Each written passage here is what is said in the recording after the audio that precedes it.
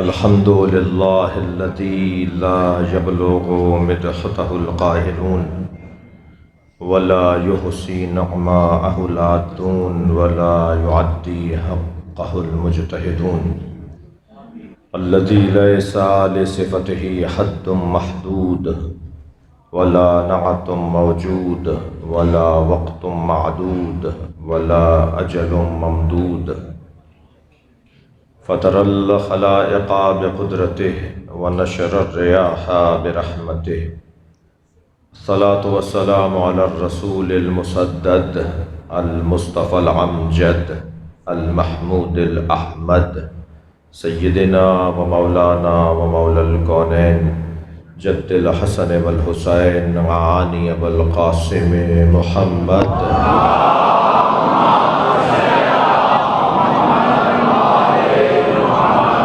وآله الطيبين الطاهرين المعصومين الذين قال الله إنما يريد الله ليذهب عنكم الرجس أهل البيت ويطهركم تطهيرا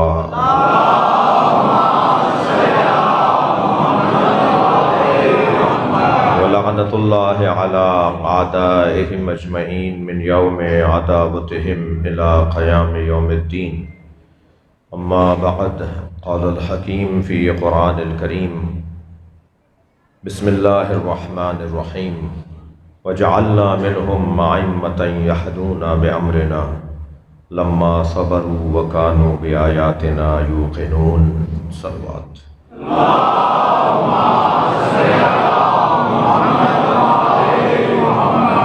اس سے بہتر اور بلند صلوات.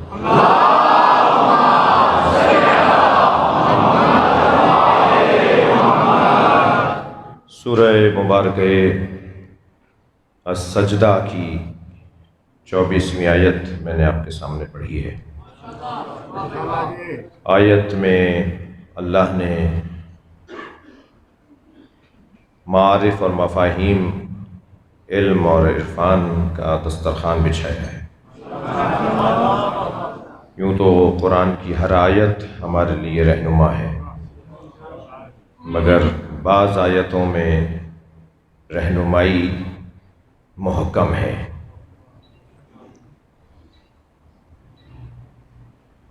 اللہ کا کلام ہمیشہ نیا اور تازہ ہے.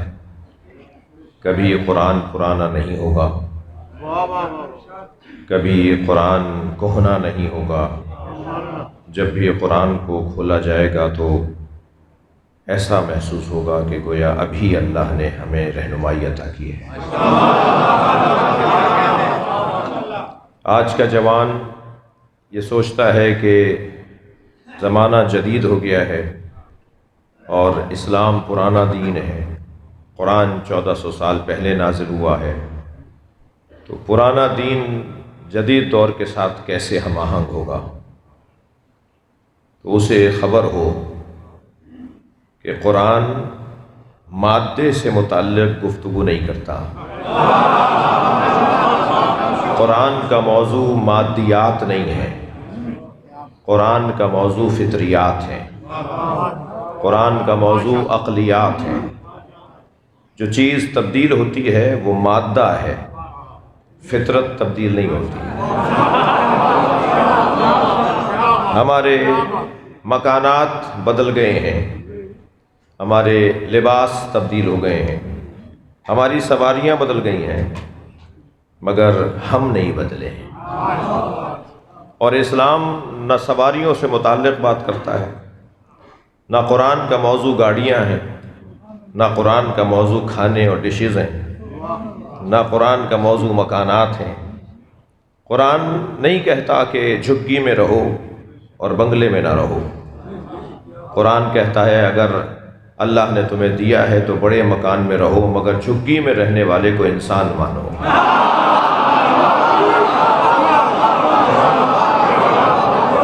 قرآن نہیں کہتا کہ بڑی گاڑی میں نہ بیٹھو. اگر اللہ نے دیا ہے تو بڑی گاڑی میں بیٹھو، مگر پیدل چلنے والے کو آدمی مانو. قرآن کا کبھی یہ عنوان نہیں رہا کہ تہبند باندھو گے تو مسلمان، شلوار پہنو گے، قمیض پہنو گے تو مسلمان، پینٹ پہن لی تو تم کافر ہو گئے۔ اسلام کپڑوں سے متعلق بات نہیں کرتا، اسلام کہتا ہے جو چاہو پہنو، اپنی حیا بچاؤ۔ اسلام کا عنوان مادہ نہیں ہے، اسلام کا عنوان فطریات اور عقلیات ہیں۔ 1400 سال پہلے سیدہ نے فرمایا تھا مجھے بچوں کی 5 خصلتیں پسند ہیں، انی احب من الصبیان 5 خصال، مجھے بچوں کی 5 خصلتیں پسند ہیں۔ وہ جو 1400 سال پہلے بی بی نے کہا تھا، فرمایا تھا، آج بھی وہی بچوں میں خصلتیں ہیں، بچہ بدلا نہیں ہے۔ کسی میں دم ہے تو کہہ دو کہ پرانی بات ہے، کوئی اور بات کرو۔ جی بی بی فرما رہی ہیں مجھے بچوں کی 5 خصلتیں پسند ہیں۔ الاول انہم الباکون، مجھے اچھا لگتا ہے، مجھے پسند ہے کہ یہ روتے زیادہ ہیں۔ ہم تو مولانا کے پاس دعا دم کروانے لے جاتے ہیں، ہم تو ڈاکٹر کے پاس لے جاتے ہیں کہ یہ روتا زیادہ ہے۔ بی بی فرما رہی ہے مجھے اچھا لگتا ہے، یہ روتا زیادہ ہے۔ گویا بی بی پیغام دے رہی ہیں اس کا دل نرم ہوتا ہے، اور جس کا دل نرم ہو سیدہ کو اچھا لگتا ہے۔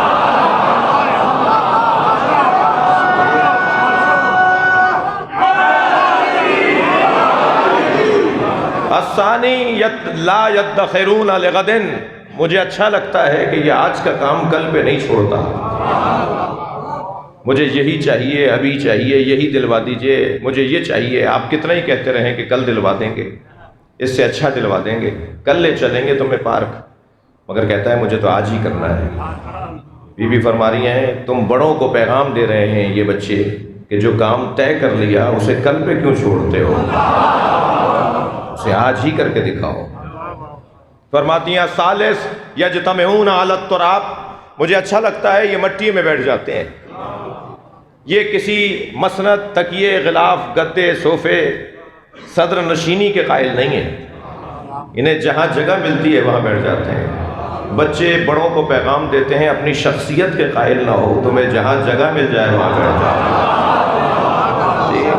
مجھے اچھا لگتا ہے۔ بی بی فرما رہی ہیں الرابع، مجھے اچھا لگتا ہے یامرون ثم یخربون، یہ مٹی کے کھلونے بناتے ہیں، کھیلنے کے بعد لات مار کے توڑ دیتے ہیں، مجھے اچھا لگتا ہے کہ یہ اپنے کھلونوں کو توڑ دیتے ہیں۔ ممکن ہے کوئی مجھے محفل کے بعد کہے کہ مولانا اب مٹی کے گھروں دے بچے نہیں بناتے، اب تو الیکٹرانک کھلونوں کا دور ہے، سیلوں سے چلنے والا، ریموٹ سے چلنے والا کھلونا ہمارے گھروں میں آ گیا ہے۔ تو بھائی کھلونا بدلا ہے، بچہ نہیں بدلا۔ کوئی ایک گھر تو بتائیے جہاں کھلونا 1 مہینے سے زیادہ رہتا ہو۔ یہ بچہ کھیلنے کے بعد اسے توڑ کر بتاتا ہے میری دنیا ہے، میں ہی اس سے دل نہیں لگاتا۔ فرماتی ہے مجھے اچھا لگتا ہے کہ یہ کھلونے بنا کر کھیل کر توڑ دیتے ہیں۔ پھر فرماتی ہیں الخامس، اللہ اکبر، یختصمون بغیر حقد، یہ لڑتے ہیں مگر دلوں میں کینہ نہیں رکھتے۔ اب سوال میرا یہ تھا، میں نے یہ مثال اس لیے دی کہ کیا بدلا ہے؟ جو 1400 سال پہلے، 1000 سال پہلے، 2000 سال پہلے کا بچہ تھا آج بھی وہی بچہ ہے، بچہ نہیں بدلا۔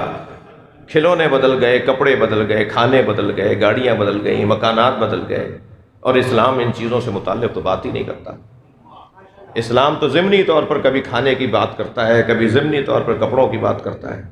اسلام تو انسان کی بات کرتا ہے، قرآن تو انسان کی بات کرتا ہے۔ یعنی اگر ہم یہ پوچھ لیں کہ ہر کتاب کا ایک عنوان ہے، قرآن بھی تو کتاب ہے، هو الذی انزل علیک الکتاب، یہ کتاب ہے، نبی پر کتاب نازل ہوئی ہے، تو یہ کتاب ہے، تو اس کتاب کا عنوان کیا ہے؟ کس عنوان پر لکھی گئی کتاب ہے؟ اللہ نے جس عنوان پر اس کتاب کو کمپوز کیا ہے اس عنوان کا نام ہے انسان۔ یہ انسان کے موضوع پر لکھی گئی کتاب ہے۔ سارا زور، ساری توجہ اس کتاب کے اندر لکھنے والے کی اور نازل کرنے والے کی توجہ ساری اس بات پر ہے کہ کسی طرح سے انسانیت ترقی کرے۔ میں اور آپ بھی اگر نماز پڑھتے ہیں تو اس لیے کہ اچھا انسان بن جائے۔ یہ لعلکم تتقون، اچھے انسان کو ہی تو کہتے ہیں۔ روزہ رکھوایا جا رہا ہے لعلکم تتقون، نماز پڑھوائی جا رہی ہے لعلکم تتقون، حج کر کے آؤ لعلکم تتقون۔ لعلکم تتقون کا مطلب یہ ہے کہ اچھا انسان بن جاؤ۔ یہ امام بارگاہ میں نے اور آپ نے اگر ہم نے بنایا ہے تو اس لیے کہ اس میں آنے والے اچھے انسان بن کے باہر جائیں، یعنی دور سے لوگ دیکھ کر کہیں وہ حسینی جا رہا ہے، ہمارے شہر میں سب سے اچھا انسان یہی ہے، فلاں دکاندار سے مال خریدو، وہ حسین کا ماتمدار ہے، یہ جعلی مال نہیں بیچتا۔ یہی تو پیغام ہے اس امام بارگاہ کا۔ تو تمام تر اگر محنتوں اور مشقتوں کا خلاصہ نکالا جائے تو لعلکم تتقون، تاکہ تم اچھے انسان بن جاؤ، تم بڑے آدمی بن جاؤ، تمہارا قد ذرا بلند ہو جائے۔ میرے بچوں، جوانوں، انسان فٹوں سے نہیں ناپا جاتا، انسان کا قد انچی ٹیپوں سے نہیں ناپا جاتا، انسان کا قد اس کے کردار سے ناپا جاتا ہے۔ جس کا کردار بلند ہے وہی بلند ہے۔ اور کیسے ہمارا کردار بلند ہوگا؟ کیا کریں گے کہ ہمارا کردار بلند ہو؟ تھکے تو نہیں ہیں آپ؟ 2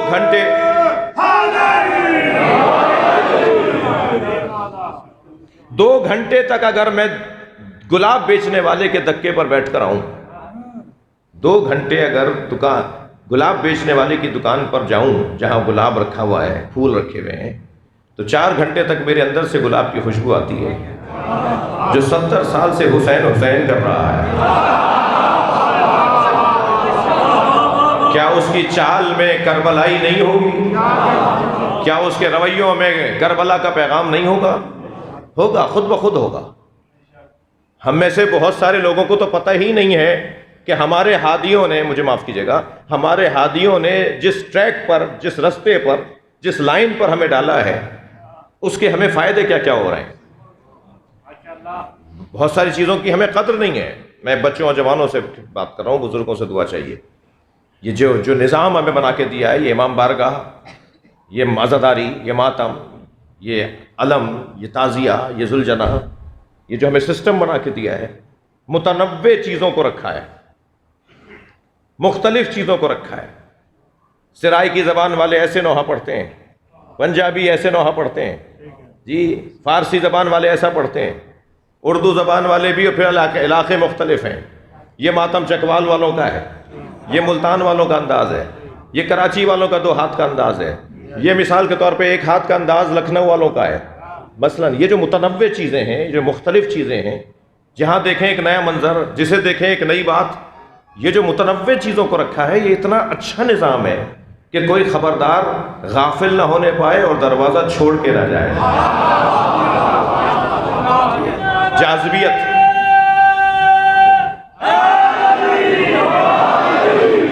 یہ جو جاذبیت ہے نا، یہ جو کشش ہے، آج جو آپ سے ایک طبقہ پریشان ہے کہ ان کے امام بارگاہ میں مجمع کیوں زیادہ ہو رہا ہے، جی یہ جلوسوں میں مجمع زیادہ کیوں ہو رہا ہے، یہ حسینی عزاداروں میں اضافہ کیوں ہوتا جا رہا ہے، وہ پریشان اس وجہ سے ہیں کہ آپ کا طریقہ بڑا عمدہ ہے۔ لوگ پریشان ہیں اور پھر آپ کو چپتے ہوئے جملے کہتے ہیں کہ یہ تو یہ کرتے ہیں، وہ کرتے ہیں۔ اچھا جی، ہم کرتے ہیں نا، آپ کو کیا پریشانی ہے؟ جی الحمدللہ ہم نے تو اس سے فائدہ لیا ہے۔ پوری دنیا میں حسین مولا کا چاہنے والا جس آبرو کے ساتھ رہتا ہے، کسی اور کے تصور میں نہیں ہے وہ آبرو۔ مجھے اندازہ ہے میرے اس بیان میں، میرے اس خطاب میں میرے سنی بھائی تشریف فرما ہے، میں ان کی بھی ترجمانی کر رہا ہوں کہ برداشت بڑھائیں، تحمل مزاجی بڑھائیں۔ میں ایک ایئرپورٹ پر اترا، کچھ انگریز میرے سامنے سے گزرے، اسی حلیے میں رہتا ہوں، میں آپ کا نوکر ہوں، آپ سے کہہ رہا ہوں، میں آپ کا نوکر ہوں۔ امام حسین کے اہل بیت کے چاہنے والوں کا، فرد کا میں نوکر ہوں، مجھے اس پر اعزاز ہے۔ اور نوکری جو کر رہا ہوتا ہے نا، ڈیوٹی پر جو ہوتا ہے، وہ ڈریس میں ہی ہوتا ہے، یونیفارم میں ہی ہوتا ہے۔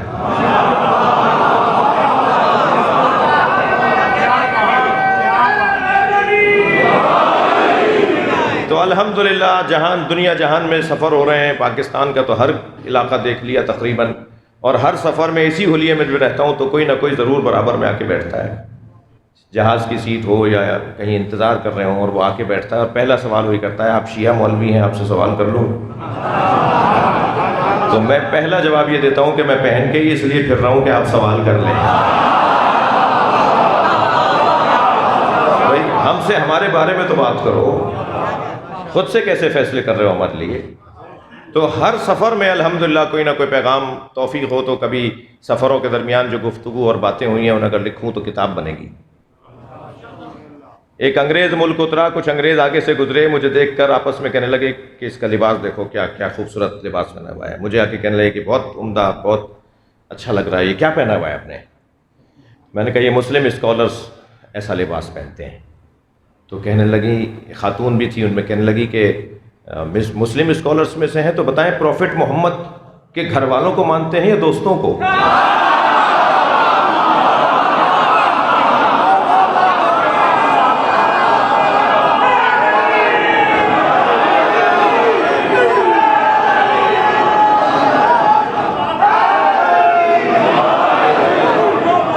میں نے کہا پروفٹ محمد کے دوستوں کا ہم احترام کرتے ہیں مگر اطاعت گھر والوں کی کرتے ہیں۔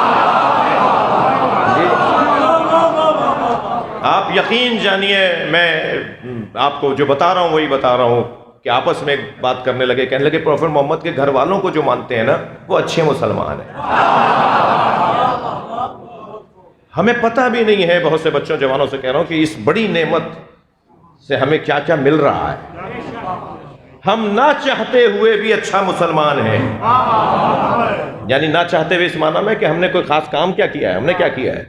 ہم نے تو بس اتنا کیا ہے کہ جب امام حسین کی مجلس کا اعلان ہوتا ہے تو مجلس میں آ کے بیٹھ جاتے ہیں، جب اہل بیت کی محفل سجتی ہے تو ہم آ کے بیٹھ جاتے ہیں۔ ہم نے اور کیا ہنر کیا ہے، ہم نے کیا کام کیا ہے؟ لیکن خود ہمارا اس مرکز میں آنا یہ ہمیں بہت ساری چیزیں عطا کر رہا ہے۔ جی، جو تاریخ بشریت میں سب سے بڑے وفادار کے چاہنے والے ہوں وہ کبھی بے وفائی نہیں کر سکتے۔ جو تاریخ بشریت کے سب سے بڑے عبد، اللہ کے بندے، تاریخ عبدیت کے سب سے بڑے اللہ کے بندے کے چاہنے والے ہوں، وہ کیسے اللہ کے خلاف سوچ سکتے ہیں؟ لہذا خود بخود بعض چیزیں ہمارے اندر آ رہی ہیں نہ چاہتے ہوئے بھی، یعنی غیر ارادی طور پر۔ ایک ہوتا ہے، آپ جاتے ہیں بعض ممالک میں تو ٹریفک کے قوانین پر خود بخود عمل کرنے کا دل کرتا ہے، اس لیے کہ ماحول ہمیں آمادہ کر رہا ہوتا ہے، اور جیسے ہی کسی ایسے ملک میں آئے کہ جہاں قوانین کی پاسداری نہیں ہے تو پھر وہاں ایک مرتبہ رویہ کچھ اور ہو جاتا ہے۔ تو کون سی چیز ہے جو ہمیں بدل رہی ہے؟ ماحول۔ ماحول بتانا، ماحول بنانا یہ بہت بڑا کام ہے۔ سرکار چاہتے تو فرما دیتے کہ لا الہ الا اللہ مان لو، اللہ کو مان لو۔ سرکار نے یہ نہیں کہا مان لو، سرکار نے فرمایا بولو لا الہ الا اللہ، بولو لا الہ الا اللہ، قولوا لا الہ الا اللہ تفلحوا، بولو لا الہ الا اللہ۔ یہ بولنا جو ہے نا، اس سے ماحول بنتا ہے، اس سے ایک کیفیت طاری ہوتی ہے، ایک کیفیت حاکم ہو جاتی ہے۔ ہم تو اچھی بات بولنے کی بات کر رہے ہیں نا، بہت سارے لوگوں کو بہت ساری چیزیں آپ کی پسند نہیں ہیں، مگر قرآن تو پکار کے کہہ رہا ہے کہ لا يحب اللہ الجہر بالسوء من القول، خبردار اونچی آواز میں کوئی ایسی بات جو کسی کو ناگوار گزرے اللہ کو پسند نہیں ہے۔ لا يحب اللہ الجہر بالسوء من القول، اللہ کو پسند نہیں ہے۔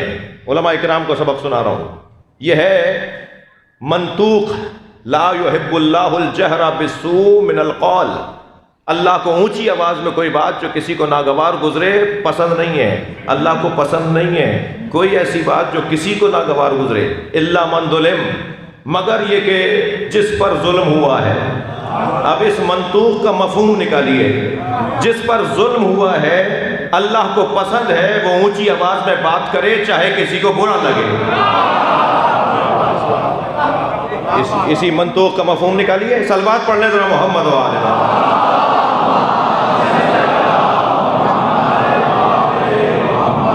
تو آپ کی بہت ساری باتیں لوگوں کو پسند نہیں ہیں، لیکن مجھے ایک بشارت دوں اپنے بچوں اور جوانوں کو کہ گھبرانے اور پریشان ہونے کی ضرورت نہیں ہے، مستقبل انہی کا ہے جو اہل بیت کے دروازے پر ہے۔ آج نہیں کل سب یہی کہیں گے جو آج آپ کہہ رہے ہیں۔ مجھے اس ملنگ سے بڑا پیار ہے جو ڈنڈا اٹھا کے، کنٹھے کلابے چھوڑ کے، چٹیا بندے ڈال کے بازاروں میں آواز لگاتا پھرتا ہے آج نہیں کل سب علی علی کہیں گے۔ مجھے اس لیے اس ملنگ سے پیار ہے کہ وہ وہاں جا کر مولا کا نام پہنچاتا ہے جہاں میں مولوی نہیں پہنچ پاتا۔ کم سے کم وہ یاد تو لے کے جاتا ہے وہاں، مولا کا نام تو لے کر جاتا ہے وہاں، اور جو اس نام سے آشنا ہو جائے پھر وہی علی کے کام سے آشنا ہوگا۔ لہٰذا شکر ادا کریں۔ میں نوجوانوں سے کہوں گا میری قسمت اچھی ہے کہ میرے خطاب میں یہاں بھی اور اکثر جگہوں پر نوجوانوں کی تعداد زیادہ ہوتی ہے۔ بزرگ مجھے دعا دینے آتے ہیں۔ کچھ باتوں کا خیال کرنا ہوگا، ہماری قوم جہاں ہے اس سے کئی برابر زیادہ آگے آئے گی۔ وہ جو جن باتوں کا خیال ہمیں کرنا ہے، پھر تکرار کر رہا ہوں کہ میں جوانوں سے بات کر رہا ہوں، بزرگ سے پہلے ہی میں نے معذرت کر لی ہے تو پھر وہ برا بھی نہیں منائیں گے جی۔ کچھ باتوں کا خیال کرنا ہے۔ 3 کمزوریاں رکھنے والے علی والے نہیں ہو سکتے۔ میں لفظ بدل کے کہتا ہوں، 3 لوگوں کو یا علی مدد کہنے سے پہلے 6 دفعہ سوچنا چاہیے۔ ایک کنجوس کو، کنجوس اور علی والا نہیں ہو سکتا۔ کالا روزہ پائچے پھٹے ہوئے ہیں، بٹن ٹوٹے ہوئے ہیں جی، چپل 2 رنگ کی پہنی ہوئی ہے۔ کون ہے جی؟ وہ گجرات میں ایک مارکیٹ میں ان کی 15 دکانیں ہیں جی۔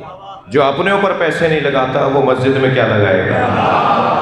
وہ امام بارگاہ میں کیا لگائے گا؟ وہ مدرسے کو کیوں دے گا؟ کنجوسوں کا تعلق علی سے نہیں ہے۔ مولا علی کا نام تو سخاوت آور ہے۔ یہاں علی بولا وہاں کچھ دینے کا دل کرتا ہے، کبھی کسی کو پیسہ دینے کا دل کرتا ہے، کبھی کسی کو زندگی دینے کا دل کرتا ہے۔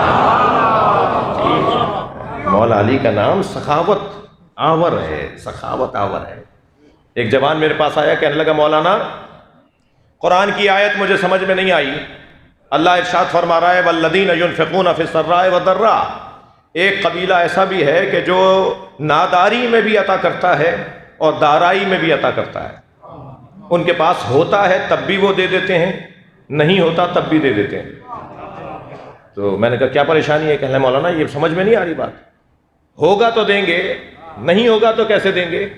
قرآن کہتا ہے ان کے پاس نہیں ہوتا تب بھی دے دیتے ہیں، ہوتا ہے تب بھی دے دیتے ہیں۔ میں نے کہا پھر کیا پریشانی ہے؟ کہنے لگے مولانا پیسے ہوں گے تو دیں گے نا۔ میں نے کہا نہیں، تم دینے والے ہوتے تو تمہارے پاس پیسہ ہوتا۔ صلوات پڑھنے محمد و آل محمد۔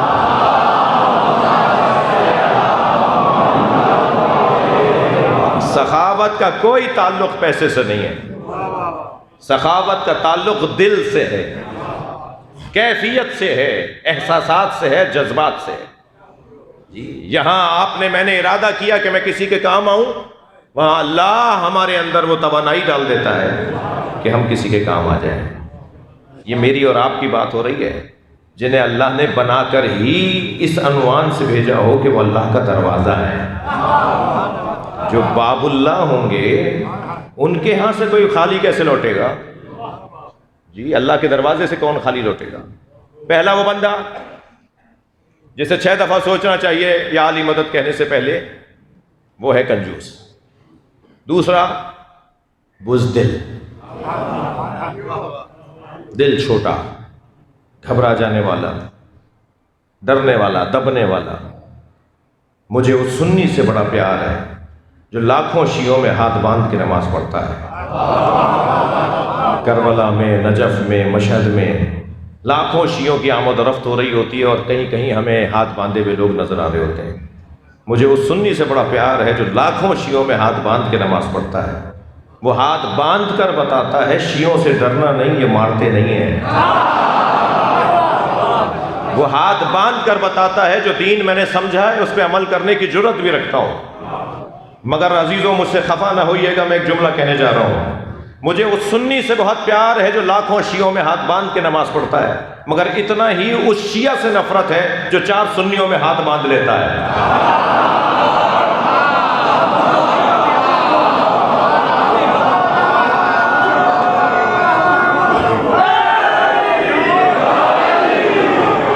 بھائی شرمندہ ہو کہ مولا علی کو مانتے ہو، سینہ چوڑا کر کے سینہ ٹھوک کے کہو علی والا ہو۔ یہ ہمارے افسران، یہ ہمارے زمینداران، یہ ہمارے حیثیتوں والے لوگ خاندانی شیعہ ہے، فلاں جنازے کی تصویر آئی ہے، ہاتھ باندھے کھڑے ہیں۔ بھائی کیا ہو گیا تھا؟ کہا وہ دائیں بائیں مرہب کھڑے تھے۔ بھائی تمہیں دائیں بائیں مرہب نظر آ گئے، دل میں اترا ہوا علی نظر نہیں آیا؟ ہمت کرو، صلوات پڑھیں محمد و آل محمد۔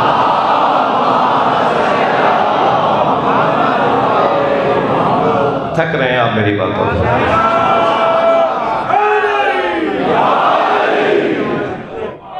بزدل کا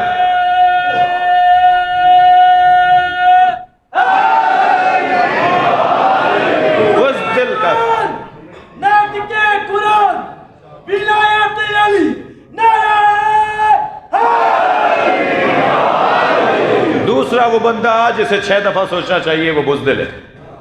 بزدلوں کا کوئی کام مولا علی سے نہیں ہے۔ علی کا تو نام ہی شجاعت آور ہے۔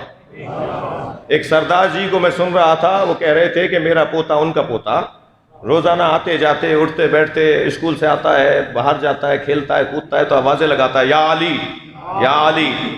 تو کہنے لگے، میں نے اپنے پوتے سے پوچھا، بیٹا تم یا علی کی آوازیں کیوں لگاتے ہو؟ کہنے لگا، دادا کیا کروں، جب میں یا علی کہتا ہوں میرے اندر طاقت آتی ہے۔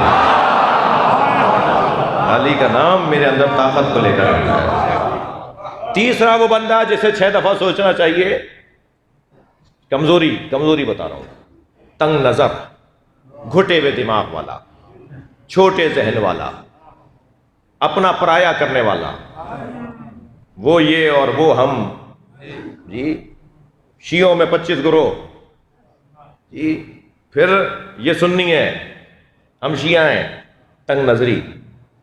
بھائی آپ نے تو امام بارگاہ بنایا ہی اس لیے تھا کہ یہ حسین کا خیمہ ہے، ہر آنے والے حر کے لیے کھلا رہنا چاہیے۔ مسجدوں میں یہودی نہیں آ سکتے، ہندو نہیں آ سکتے، عیسائی نہیں آ سکتے، مگر آپ نے تو امام بارگاہ بنایا ہے نا مسجد کے علاوہ، مسجد کے ساتھ، تاکہ کل قیامت میں اگر ہندو شکایت کرے، عیسائی شکایت کرے کہ مجھے مسجد میں نہیں آنے دیتا تھا مسلمان، تو آپ جواب دے سکیں گے کہ ہم نے مسجد کے ساتھ بنایا تھا امام بارگاہ۔ ہدایت کا رستہ ہے جی۔ اور ویسے بھی ہم فطری طور پر کمال طلب ہیں، ہم سے مراد انسان کمال طلب ہے۔ ہر انسان کمال کو چاہتا ہے، ہر انسان حسن و جمال کو چاہتا ہے، ہر انسان خوبیوں کو پسند کرتا ہے، حتیٰ چور کو بھی چوری پسند نہیں ہے۔ وہ جو چور مال جمع کر کے لوٹ کر لاتے ہیں، ڈکیت چور، اور اگر انہی میں سے کوئی دوست انہی کا مال چرا لے، وہ چوری کا مال چرا لے، تو انہی کو برا لگ رہا ہوتا ہے یہ کیا کر رہا ہے۔ چور کو بھی چور پسند نہیں ہے۔ انسان کی فطرت ہے کہ کمالات کو وہ پسند کرتا ہے، خوبیوں کو وہ پسند کرتا ہے۔ بے عدالتی کرنے والوں کو عدالت پسند ہے، اور عدالت نہ پسند کرنے والوں کو بے عدالتی ناگوار ہے۔ تو کیا مطلب ہوا؟ مطلب یہ ہوا کہ ہر شخص کمال کو چاہتا ہے۔ کسی کے نزدیک کمال علم ہے تو وہ اہل علم سے دوستی کرتا ہے، کسی کے نزدیک کمال شجاعت ہے تو وہ بہادروں سے تعلقات بناتا ہے، کسی کے نزدیک کمال سخاوت ہے تو وہ اہل دل سے تعلقات بہتر کرتا ہے، کسی کے نزدیک کمال شہرت ہے تو وہ مشاہیر سے دوستی کرتا ہے، کسی کے نزدیک کمال منصب اور کرسی ہے تو وہ صاحبان منصب سے اپنے واسطوں کو بڑھاتا ہے، کسی کے نزدیک کمال حسن ظاہری ہے تو وہ حسینوں کے دروازے پہ نظر آتا ہے۔ اللہ نہیں چاہتا تھا کہ لوگ در در کی ٹھوکریں کھائیں، اللہ نے سارے کمالات اہل بیت کے گھر میں رکھ دیے۔ علم بھی یہاں کمال پر ہے، سخاوت بھی یہاں کمال پر ہے، شجاعت بھی یہاں کمال پر ہے، اور حسن ظاہری کا تو عالم یہ ہے کہ جن کے بچے حسن و حسین ہوں اس علی کا حسن کیا ہوگا۔ شہرت کی تو یہ کیفیت ہے کہ زمین والوں سے زیادہ آسمان والے انہیں جانتے ہیں، شہرت کی کیفیت ہے۔ جبریل تشریف فرمائے سرکار کی خدمت میں، جی سرکار نے فرمایا یا جبریل کم عمرک، تمہاری عمر کتنی ہے؟ میرے بچے تمہاری عمر کتنی ہے؟ 12 سال. آپ کی عمر کتنی ہے؟ 13 سال. یہ بچے جانتے ہیں کہ عمر بولتے ہیں. جن کا تلفظ ہی ٹھیک نہیں ہے وہ پورا مسلک لیے پھر رہے ہیں. یا جبریل کم عمرک، تمہاری عمر کتنی ہے؟ تو جبریل نے فرمایا یا رسول اللہ نجم یطلع من السماء بعد 70,000 سنہ. یا رسول اللہ 70,000 سال کے بعد ایک ستارہ نکلتا ہے، میں نے اسے 70,000 مرتبہ دیکھا ہے. یہ میری عمر ہے. سرکار مسکرائے، فرمایا آج اس ستارے کو دیکھو گے تو پہچان جاؤ گے؟ جبریل نے کہا یا رسول اللہ میں نے 70,000 مرتبہ دیکھا ہے، میں ایک لمحے میں پہچانوں گا کہ وہی ستارہ ہے. اسی اثنا میں علی آئے. مولا علی کو آتے ہوئے نبی نے آواز دی یا علی خذ الامامۃ عن جبہتک، یا علی اپنا امامہ اپنی پیشانی سے اوپر کرو. مولا علی آتے جا رہے ہیں، امامہ ہٹاتے جا رہے ہیں. جبریل کھڑے ہو گئے، ھذہ نجم الذی. صلوات پڑھے مولا کی ذات پر.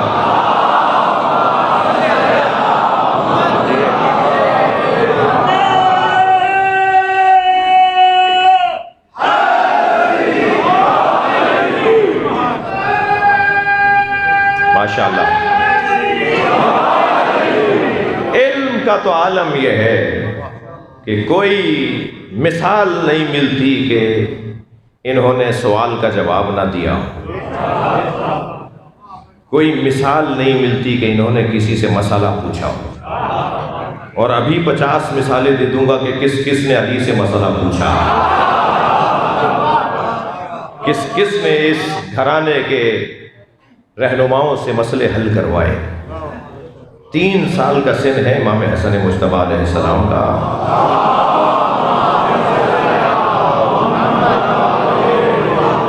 نبی کی آغوش میں تشریف فرما ہے. ایک اعرابی گوہ کا شکار کر کے لایا. زمانہ جاہلیت میں یہ گوہ بھی کھاتے تھے، اس کا گوشت بھی کھاتے تھے. گوہ بڑی چھپکلی، یہ کیا کہتے ہیں پنجابی میں؟ بس جو آپ کہہ رہے ہیں وہی. ایک صلوات پڑھے ذرا محمد محمد. میں تلفظ نہیں کر پاتا نا اس لیے میں نے جی وہ لے کر آیا. دم پکڑی ہوئی تھی اس کی، اور سامنے کھڑا ہو کے کہنے لگا آپ نے نبوت کا دعویٰ کیا ہے، آپ کی نبوت پہ دلیل کیا ہے؟ سرکار سے کہتا ہے امام حسن نبی کی آغوش میں تشریف فرمائے. عربی بدو کہتا ہے آپ کی نبوت پہ دلیل کیا ہے؟ امام نبی نے فرمایا تیرے ہاتھ میں جو گو ہے یہ تو اس سے بات کرے گی. سبحان اللہ. تو ایسے اسے ہلا کر کہنے لگا یہ بولے گی؟ نہ جانے کب کی مری ہوئی تھی، کب شکار کیا تھا وہ مردہ جانور، مردہ گو. ایسے اس کی دم ہلا کے کہنے لگا، اس کو جھلا کے کہنے لگا یہ بولے گی؟ تو سرکار نے آواز دے کر کہا یا زب من انتا وما انا. اے گو تو کون ہے اور میں کون ہوں؟ تو جیسے ہی نبی نے کہا نا یا زب اے گو، تو اس نے اپنی گردن ہلانا شروع کی. نبی جسے یا کہہ دیں وہ مردہ کیسے رہے گا؟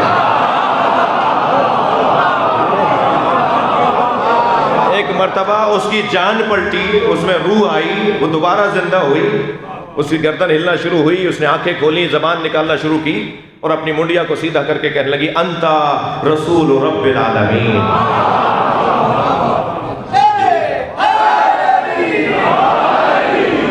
اب یہ لوگ ایسے ہیں کہ جو نہیں ماننے والا ہوتا ہے نا وہ پھر بہانے نکالتا ہے. جی زیادہ تر معجزوں کو دیکھنے کے بعد یا ایک تعداد نے معجزوں کو دیکھنے کے بعد تسلیم نہیں کیا، بلکہ کہا کہ یہ جادو تھا. جی نہیں مانا اس نے اس بات کو، کہنے لگا اور دلیل چاہیے. حضرت فرمایا میرا یہ بچہ میری نبوت پہ دلیل ہے. امام حسن کے سر پہ ہاتھ رکھ کے فرمایا میرا یہ بچہ میری نبوت پہ دلیل ہے. تو کہنے لگا ھذا الصبی، یہ بچہ؟ تو مولا حسن کی آواز آئی، کیا عمر ہے؟ 3 سال.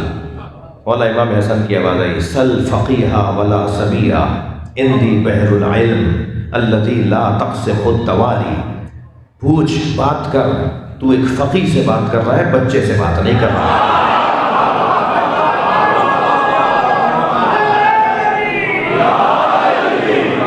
بات کر، ایک فقیہ تجھ سے بات کر رہا ہے، بول، پوچھ، کیا پوچھنا چاہتا ہے؟ اور پھر فرماتے ہیں میرے پاس علم کا سمندر ہے، میرے پاس علم کا سمندر ہے۔ امام حسن فرما رہے ہیں 3 سال کا سن ہے، نبی کی آغوش میں بیٹھے ہوئے ہیں، فرماتے ہیں میرے پاس علم کا سمندر ہے، اور وہ سمندر ہے جسے ڈولوں سے خالی نہیں کیا جا سکتا۔ کیا تعبیر ہے! علم کی کیفیت، شجاعت اور سخاوت کی کیفیت، عزت و غیرت کی کیفیت، شہرت و منصب کی کیفیت، تمام تر کمالات جہاں یکجا ہوں وہ یہ گھرانہ ہے۔ مجھے معاف کیجیے گا، میں نے آیت کا ترجمہ نہیں کیا، تمہید کو یہاں مکمل کروں۔ ارشاد ہو رہا ہے وَجَعَلْنَا مِنْهُمْ أَئِمَّةً يَهْدُونَ بِأَمْرِنَا۔ محفل ہے، جشن ہے، امام حسن عسکری علیہ السلام کی آمد ہے۔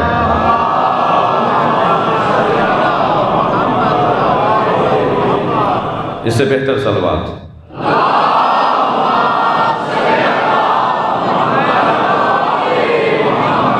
اور بلند صلوات۔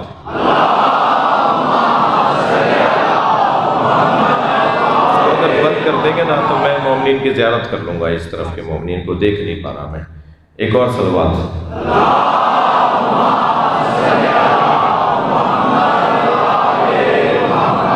بات آگے بڑھے۔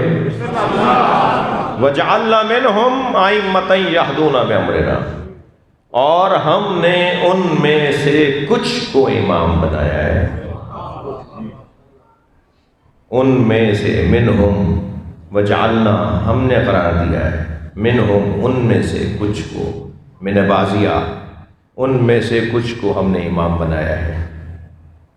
ہم نے امام بنایا، تحدی، چیلنج، للکار، پکار، دعویٰ، جی دعوت، ہم نے بنایا ہے۔ چھین کے دکھاؤ امامت، تم ان سے ان کا گھر تو چھین سکتے ہو، فضیلت نہیں چھین سکتے۔ ہم نے بنایا ہے، وجعلنا منہم، ہم نے بنایا ہے ان میں سے کچھ کو امام، ائمۃً، امام بنایا ہے۔ اللہ کن میں سے کچھ کو امام بناتا ہے؟ تھوڑی سی دقت بڑھائیے گا اپنی، تھوڑی توجہ بڑھائیے گا۔ اللہ کن میں سے کچھ کو امام بناتا ہے؟ کن میں سے کچھ کو امام بناتا ہے؟ دیکھیے، اللہ نے عام انسانوں میں سے نبی نہیں بنائے، خاص انسانوں میں سے نبی بنائے۔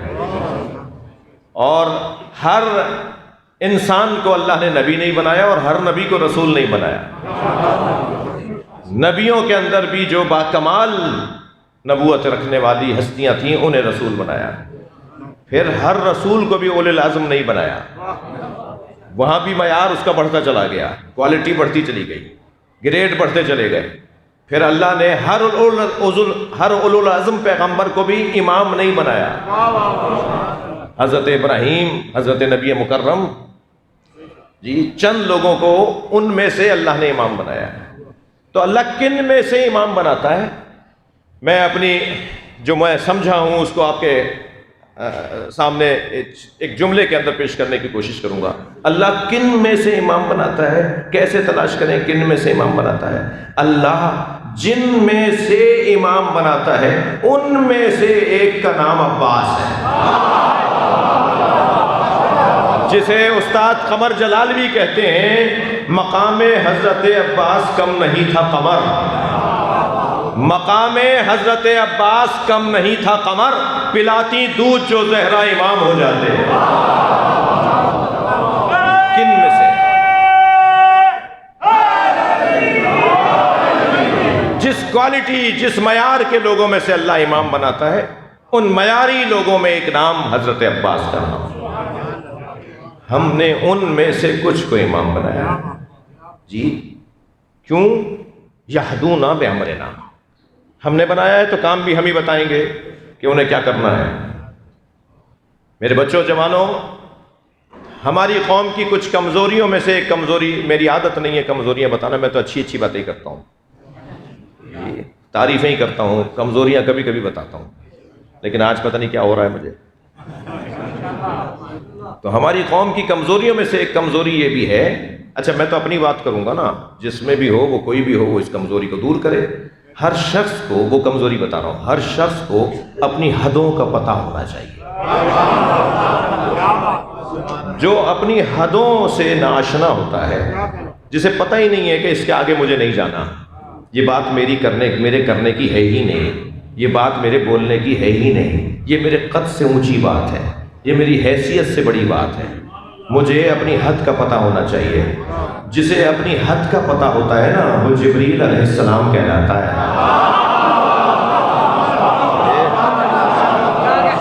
رک گئے تھے نا جبریل، سرکار آگے چلے گئے، جبریل رکے رہ گئے۔ جبریل آگے آؤ، کہا یا رسول اللہ یہ میری جگہ ہے جو اللہ نے میرے لیے بنائی ہے، میں اس سے آگے ایک قدم بھی نہیں آؤں گا۔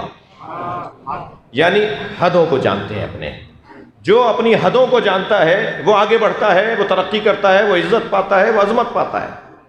وہ راکٹ جو چاند پر گیا تھا، اس کی 3 منزلیں تھیں، ہر کچھ فاصلے کے بعد ایک ایک منزل اس سے علیحدہ ہوتی رہی۔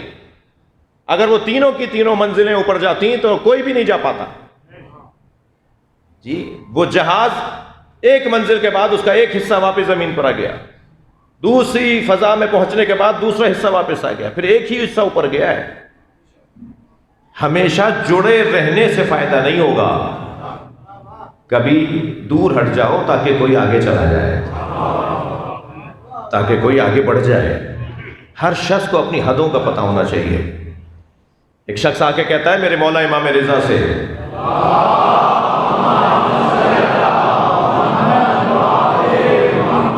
ظلم کے خلاف قیام واجب ہے یا نہیں؟ امام سے پوچھ رہا ہے۔ حضرت فرمایا واجب ہے۔ کہنے لگا آپ کیوں نہیں کرتے؟ یہ اپنی حدوں سے نکل رہا ہے، یعنی جو امام کو بھی ذمہ داریاں بتانے کی کوشش کرے تو اس کے پر جلیں یا نہیں جلیں؟ جی کہنے لگا پھر آپ ظلم کے خلاف قیام کیوں نہیں کرتے؟ حضرت فرمایا نماز ظہر واجب ہے یا نہیں؟ کہنے لگا واجب ہے۔ چاشت کا وقت تھا، صبح 9-10 بجے کا ٹائم تھا۔ امام نے فرمایا نماز ظہر شریعت میں واجب ہے یا نہیں؟ کہنے لگا واجب ہے۔ حضرت نے فرمایا پڑھو۔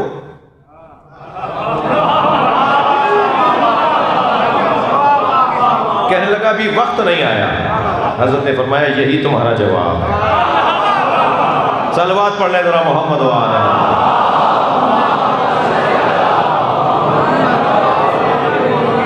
بھائی تھکے نہیں میری باتوں سے، آپ تھوڑا سا گردن ہلاتے رہیے، بات جا رہی ہے تو۔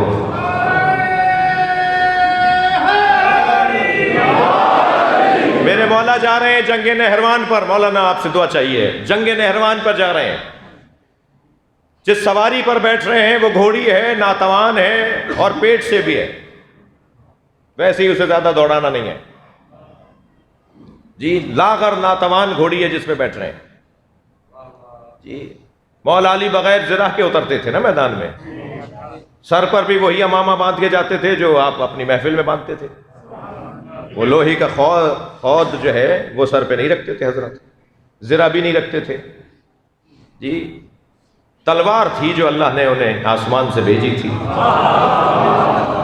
جس کا جلوہ ہی کچھ اور تھا، اور گھوڑے پر بیٹھتے تھے، اور ایسی سواری پہ جو دوڑنے والا نہیں ہوتا تھا۔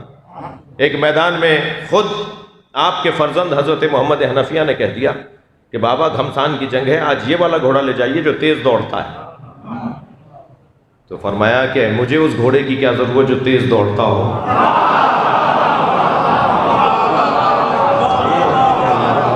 مجھے تو اس گھوڑے کی ضرورت ہے جو تیز دوڑتا ہو۔ تو حضرت نے فرمایا کہ میں تو میدان میں جاتا ہی نہیں ہوں دوڑنے کے لیے، آپ کی سماعت مجھے آمادہ کر رہی ہے ایک جملہ سنا۔ کسی نے پوچھا مولا جب میدان میں اترتے ہیں تو آپ کو کیسا لگتا ہے؟ فرمانے لگے میرا دشمن میری مدد کر رہا ہوتا ہے مجھ سے ڈر ڈر کے۔ صلوات پڑھ لیں محمد و آلہ۔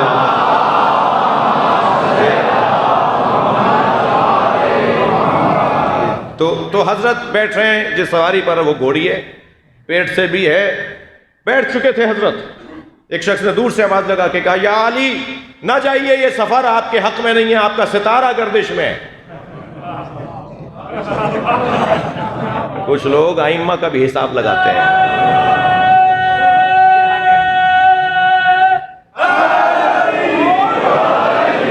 آپ یہ جنگ نہیں جیت سکیں گے، آپ کا ستارہ گردش میں ہے۔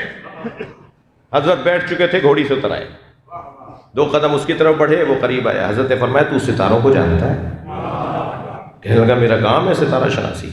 حضرت نے فرمایا پھر بتا وہ کون سا ستارہ ہے جو اپنی جگہ سے حرکت کرتا ہے تو اونٹ پر فلاں کیفیت طاری ہوتی ہے؟ جی خاموش مولا کا چہرہ دیکھنے لگا۔ حضرت نے فرمایا چل چل یہ بتا دے وہ کون سا ستارہ ہے جب اپنی جگہ سے وہ ہلتا ہے تو بلیوں پر فلاں کیفیت طاری ہوتی ہے؟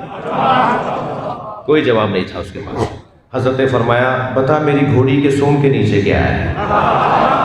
تو آسمانوں کی بات کر رہا تھا نا، بتا میری گھوڑی کے سونگ کے نیچے کیا ہے؟ جواب نہیں تھا اس کے پاس۔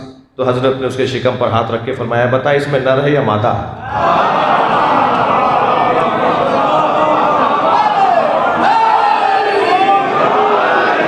خاموش، منہ دیکھنے لگا مولا کا۔ مولا نے فرمایا تو آسمانوں کی باتیں کر رہا تھا، تجھے سامنے کی چیز نظر نہیں آ رہی؟ اب سن میں تجھے بتاتا ہوں، میں نے جنگیں بہت لڑی مگر ایسی کامیاب جنگ میں نے لڑی نہیں ہے۔ میں جس جنگ پر جا رہا ہوں میرے 10 نہیں مریں گے، ان کے 10 نہیں بچیں گے۔ میں جانے سے پہلے بتاتا ہوں میرے کون کون شہید ہوں گے، اور جانے سے پہلے نام بتا دیتا ہوں کہ ان کے کون کون بھاگیں گے۔ مولا نے جانے سے پہلے بھاگنے والوں کے نام بھی بتا دیے اور اپنے شہیدوں کے نام بھی بتا دیے۔ مگر کوئی کہے نا کسی سے کہ خبردار اپنی حیثیت دیکھ کر بات کرو۔ جو اہل بیت کے سامنے انہیں اپنے جیسا سمجھ کے بات کریں، صرف اسی زمانے کے لوگ تو نہیں تھے، آج بھی تو ہمیں کہیں کہیں سے لاؤڈ اسپیکروں پہ آواز آ رہی ہوتی ہے بھائی صلوات پڑھ لیں محمد و آل محمد۔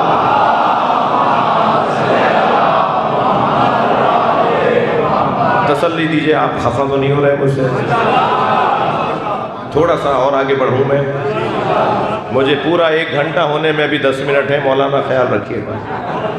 ایک صلوات نبی کی ذات پر۔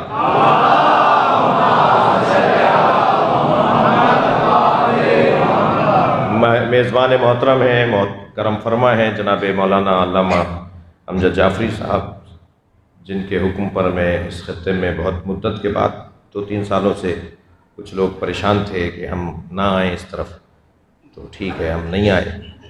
تو کافی مدت کے بعد پنجاب میں سفر ہوا ہے، آپ سب کی زیارت کر کے آپ کو دیکھ کر میرا خون بڑھ رہا ہے، مجھے اچھا لگ رہا ہے۔ مولا آپ کو اپنی امان میں رکھیں۔ ساری آبادیوں میں جہاں جہاں ہم سب ساتھ سنی شیعہ ساتھ رہتے ہیں، مولا ہی ساتھ رہتے ہیں، اہل بیت کے چاہنے والے چاہے وہ سنی ہو یا شیعہ، ان سب کو اللہ اپنے امان میں رکھے۔ آگے بڑھوں۔ وَجَعَلْنَا مِنْهُمْ أَئِمَّةً يَهْدُونَ بِأَمْرِنَا، ان کا کام یہ ہے کہ وہ ہمارے امر کی لوگوں کو ہدایت کریں، میرا پیغام لوگوں تک پہنچائیں، اللہ کا پیغام لوگوں تک پہنچائیں، لوگوں تک پہنچائیں کہ اللہ کیا چاہتا ہے، اللہ کی سفیر بن کر بندوں کے درمیان رہیں، سفرائے الہیہ بن کے رہیں، سفیر بن کے رہیں، مملکت الہیہ کے سفیر بن کے رہیں، لوگوں کو اللہ سے آشنا کریں، اس کے پیغام کو سمجھائیں۔ وہ جب اپنا پیغام ہم تک پہنچانا چاہتا ہے تو وہ یا نبیوں کے ذریعے پہنچاتا ہے یا اماموں کے ذریعے پہنچاتا ہے۔ جب وہ اپنا پیغام ان کے ذریعے ہم تک پہنچاتا ہے تو حق نہیں بنتا کہ ہم اپنی دعائیں بھی ان کے ذریعے وہاں پہنچائیں۔ اسی کو تو وسیلہ کہا جاتا ہے۔ یہی تو وسیلے کا مفہوم ہے نا، کہ ہم وہاں تک جانا چاہتے ہیں یا اللہ، مگر تیری ذات کا کمال اور ہمارے وجود کا نقص یہ لازم ہے، یہ تقاضا کر رہا ہے کہ تو ہمارے درمیان آ کر ہمیں آ کر ہم پر وحی نہیں کرے گا۔ کوئی ہستیاں، کچھ لوگ، کچھ حیثیت رکھنے والے لوگ جو تیرے یہاں مقرب ہوں، ان کا مقام تیرے نزدیک بلند ہو، تو ان سے بات کرتا ہے اور وہ ہمیں تیرا پیغام سمجھاتے ہیں۔ یہ یہدون بامرنا کا مفہوم ہے۔ کیوں اللہ امام بناتا ہے؟ تاکہ لوگوں تک اللہ کا پیغام پہنچائیں۔ کسے بناتا ہے؟ اللہ جسے امام بناتا ہے ان کی 2 صفتوں کو اس آیت میں بیان کیا ہے۔ لما صبروا، جو جتنا بڑا صابر، برداشت کرنے والا، تحمل مزاج، اپنے وجود میں سمندروں سے زیادہ گہرا، سمندروں کی وسعتوں سے زیادہ وسیع، جس کے ہاں گہرائی لامتناہی پائی جاتی ہو بنسبت ماں ہماری نسبت، اللہ انہیں امام بناتا ہے۔ وہ ہیں کہ جن کو انتہائی اذیتیں بھی اٹھانا پڑے تو وہ مکہ خود چھوڑ دیتے ہیں، لوگوں کو مکے سے نہیں نکالتے۔ لما صبروا، مصائب نہیں پڑھ رہا، محفل پڑھنے آیا ہوں۔ کربلا کے میدان میں امام حسین کو ایک سپاہی نے، یزیدی سپاہی نے دیکھا کہ حسین نے 10 لوگوں کو، وہ کہتا ہے میں نے خود گنا کہ 10 لوگوں کو حسین نے مارتے مارتے تلوار ہٹا لی اور اسے جانے کا راستہ دیا کہ وہ چلا جائے، اور حسین کی تلوار اس کی گردن پہ نہ چلے۔ کہتا ہے جب 1 2 3 4 نہیں 10 لوگوں کو میں نے دیکھا تو مجھے اندازہ ہوا کہ یہ اتفاقی نہیں ہو رہا، حسین قصداً ایسا کر رہے ہیں کہ لوگوں کو جینے کا موقع دے رہے ہیں، زندگی کا موقع دے رہے ہیں۔ وہ کہتا ہے میں اپنا گھوڑا حسین کے گھوڑے کے سامنے لے آیا جس طرف سے حسین آ رہے تھے، دور سے میں نے آواز لگا کے کہا کہ میں ایسا دیکھ رہا ہوں، آپ ایسا کیوں کر رہے ہیں؟ تو بے ساختہ جیسے ہی سوال آیا فوراً امام نے جواب دیا، اس کی نسل میں مومن آنے والا ہے۔ کیا برداشت ہے!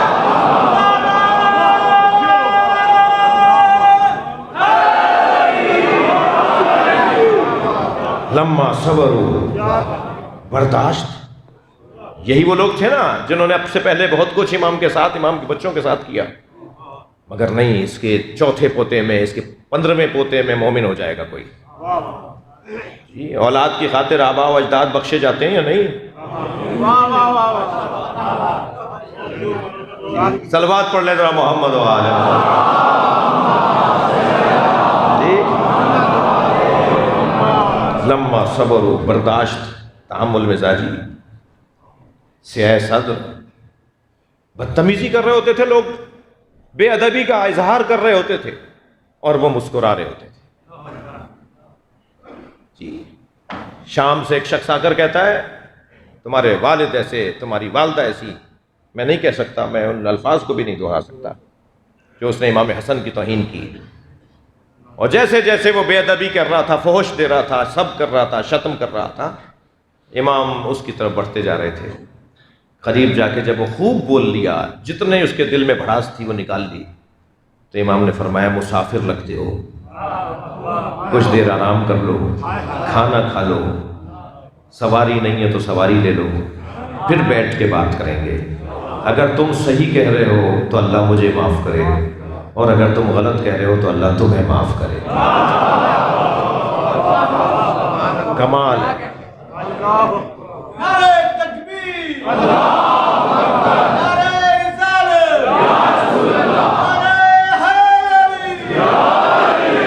بہت بڑا پیغام ہے ان بچوں جوانوں کے لیے اہل بیت کی زندگی کا، صبر۔ یہ ہمیں رونے کی مشق کیوں کروائی جا رہی ہے؟ یہ پوری قوم کو رونے پہ کیوں لگایا ہے ائمہ نے، اہل بیت نے؟ جو ایک بندے کو رلائے گا، جو 3 بندوں کو جس نے رلایا ذاکرین کے فضائل میں، جنہوں نے 10 لوگوں کو حسین پر رلایا، ان کی یہ فضیلت ہے، احادیث ہے۔ جی مجلس پڑھنے اور ذکر کرنے والے اور ذاکرین اور حاضرین اور بانیان کے فضائل ہیں۔ جی ایک سرے سوزن بھی آنکھوں میں آنسو آ گئے حسین کے نام پر تو اس کو یہ درجہ ملے گا۔ یہ کیوں ائمہ نے ہمیں، جن کے مذہب میں رونا جائز نہیں ہے، جن کے بڑوں نے ان کو رونے سے روکا ہے، تو ان کا بڑا یقیناً ان کے نزدیک بڑا ہوگا، لیکن جنہوں نے ہمیں رونے کا حکم دیا ہے وہ کسی بھی بڑے سے کم نہیں ہے۔ جی ہماری تو دلیل ہے ہمارے پاس کہ وہ ان سے افضل ہے۔ جنہوں نے یہ رونے پہ کیوں لگایا ہے؟ یہ جو پوری قوم کو رونے کے اوپر لگایا ہے نا، اس کا ایک بہت بڑا فلسفہ ہے۔ کچھ دیر کے لیے برداشت کریں مجھے وہ لوگ جو کہتے ہیں ہم رونے کے لیے پیدا نہیں ہوئے۔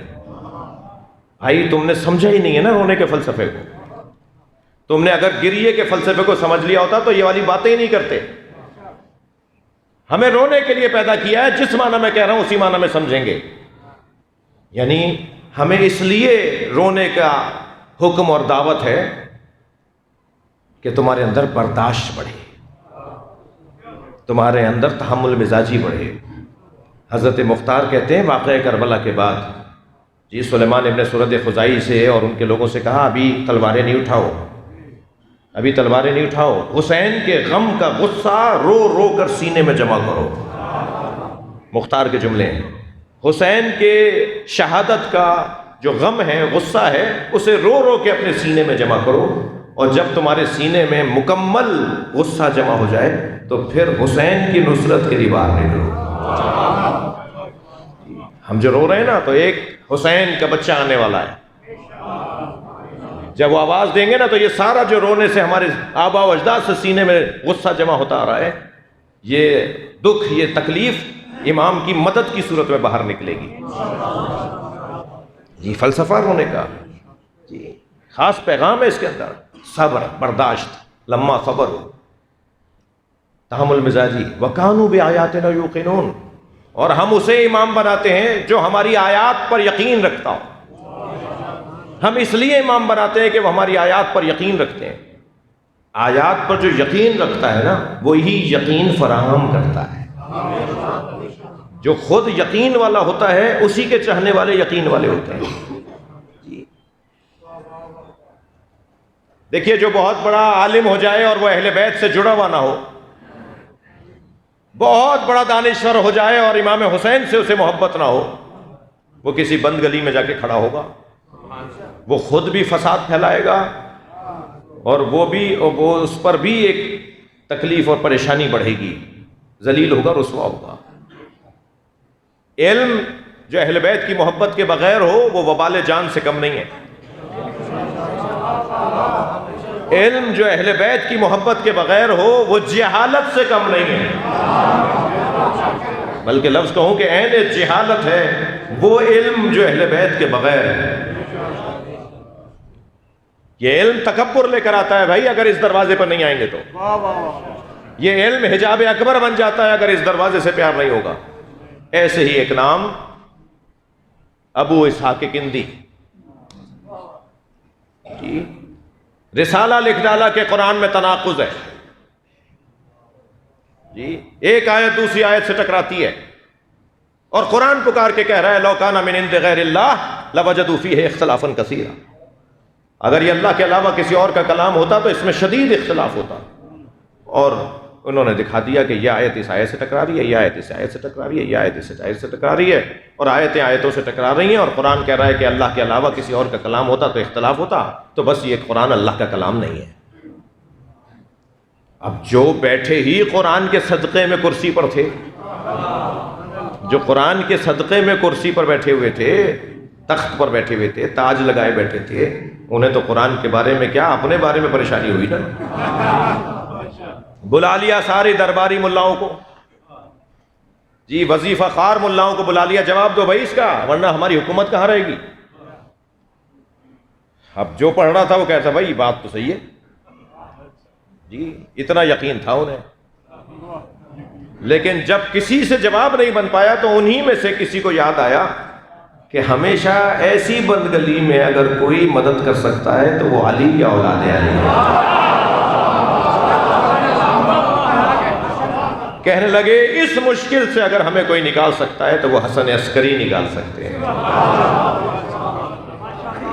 وہ اس مشکل سے ہمیں نکال سکتے ہیں جو آپ کے زندان میں ہیں۔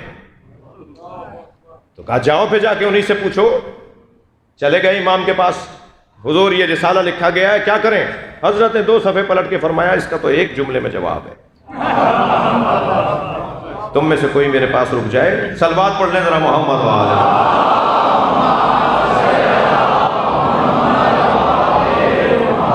تم میں سے، حضرت نے فرمایا تم میں سے کوئی ایک میرے پاس رک جائے، میں اسے جواب سنا دیتا ہوں، سمجھا دیتا ہوں، جا کر ابو اسحاق کو جا کے جواب دے دو، اس رسالے کا جواب یہ موٹا رسالہ ہی ہو مگر ایک جملہ اس کے لیے کافی ہے۔ انہیں اپنے پاس بٹھایا، حضرت نے جواب سمجھایا اور کہا جا کر پہلے اس پر اعتبار اپنا بحال کرو، اسے اپنا استاد مانو، شاگرد بن جاؤ، قریب ہو جاؤ، قریب ہو کر پھر اس کو یہ بات کر دو۔ یہ صاحب پہنچے وہاں، پہلے تو استاد مانا انہیں، شاگرد بنے ان کے، کچھ دن بعد کہنے لگے استاد وہ جو آپ نے ایک کتاب لکھی ہے تناقض القرآن، اس کے بارے میں میرا ایک خیال ذہن میں ہے، میں آپ سے پوچھنا چاہ رہا ہوں۔ اب وہ بیٹھے ہوئے لکھ رہے تھے، ان کے ہاتھ میں قلم تھا، ابو اسحاق کندی کے ہاتھ میں۔ کہنے لگے میرے خیال میں ایک ایک خیال آیا ہے میرے ذہن میں وہ آپ کے سامنے رکھنا چاہتا ہوں. کہو کیا خیال ہے؟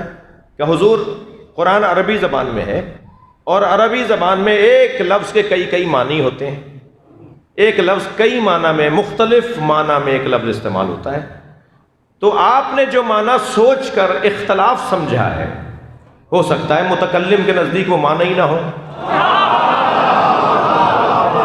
ہاتھ میں قلم تھا، قلم توڑتے ہوئے کہنے لگا جواب کس نے سکھایا ہے؟ یہ جواب بتا رہا ہے کہ قرآن کا کوئی محافظ زندہ ہے. صلوات پڑھیں امام عسکری کی ذات پر.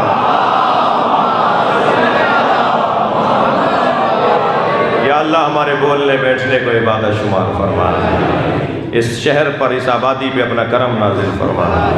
بانیان، حاضرین، ذاکرین سب کی توفیقات میں اضافہ فرما. ہم سب کی عاقبت بخیر فرما. امام زمانہ کے ظہور میں تعجیل فرما. خیر و برکت کے لیے، محفل کی قبولیت اور روحانیت کی بحالی کے لیے بلند تر صلوات.